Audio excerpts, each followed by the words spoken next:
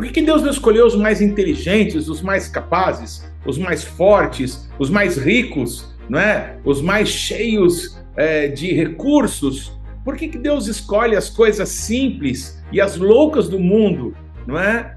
Quando Deus diz através do profeta Miqueias: e tu, Betlehem Efratá, pequena demais para figurar entre as grandes de Israel, de ti há de sair o que vai reinar. Nós nos perguntamos, por que não Jerusalém?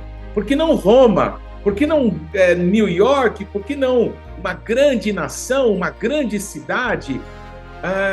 Deus, Ele quer se manifestar através das coisas simples, para que a glória sempre seja dele, para que ninguém se confunda que o dinheiro de alguém ou que a sabedoria de outro, poder político, poder bélico, fez alguma coisa que as pessoas possam se confundir. Será que isso foi feito pela mão do homem ou se foi feito por Deus? Por isso, sempre que o povo de Israel se viu em minoria, mas confiou no Senhor, Deus os livrou.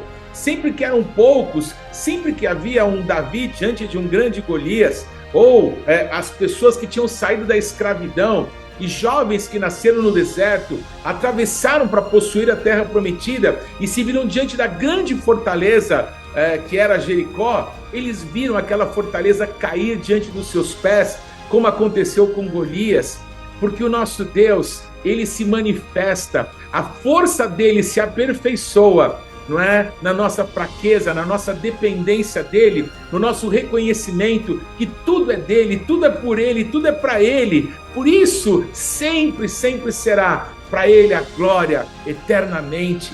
A palavra de Deus declara que parecem ser contemporâneas duas igrejas para quem Jesus escreve uma carta, entre as 7 que o apóstolo João enviou para 7 igrejas. E essas igrejas que parecem contemporâneas, elas são tão distintas na maneira de se manifestarem, porque enquanto uma se considera rica e abastada e percebe que não tem falta de coisa alguma, mas Jesus diz para ela: você é miserável, pobre, cega e está nua. Enquanto uma outra, Jesus reconhece: eu vejo que você tem pouco poder, mas porque você não negou o meu nome, porque você guardou a minha palavra, eu te guardarei, não é? Da tribulação que há de vir sobre todo o mundo. Há uma porta aberta para você que ninguém pode fechar. É impossível não se lembrar daquilo que Deus falou através do profeta Malaquias. Deus confrontava o povo dizendo: eu estou ouvindo o que vocês estão falando.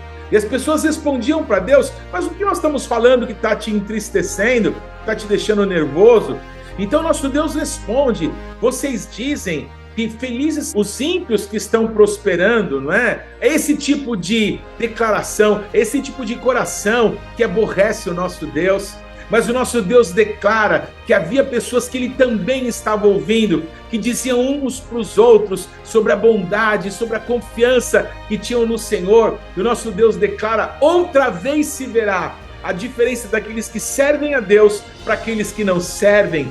E ele falava isso a respeito, eu creio, amém, de um povo que vai depender dele, um povo que quer tocar muita gente, porque quer alcançar pessoas para Cristo, quer fazer com que as boas novas do Evangelho sejam compartilhadas ao máximo que for possível na nossa geração, mas que confiam no Senhor, que sabem quem são e que sabem que não é através de um nome, de um homem, de uma posição ministerial, não é através de um título ou qualquer coisa assim, ou de recursos humanos, que o Evangelho do Reino vai prosperar, mas na total e absoluta dependência do Rei, aquele que morreu por todos nós, aquele de quem as boas notícias do Evangelho anunciam, Jesus Cristo. É Ele a quem anunciamos com toda a força do nosso coração. Não olhe para o teu tamanho, nem se você for grande, tampouco se for pequeno, mas olhe para a grandeza do nosso Deus e cumpra aquilo que o nosso Deus tem esperado de você. Betlehem, a casa do pão, é a casa da palavra de Deus e do testemunho de Cristo.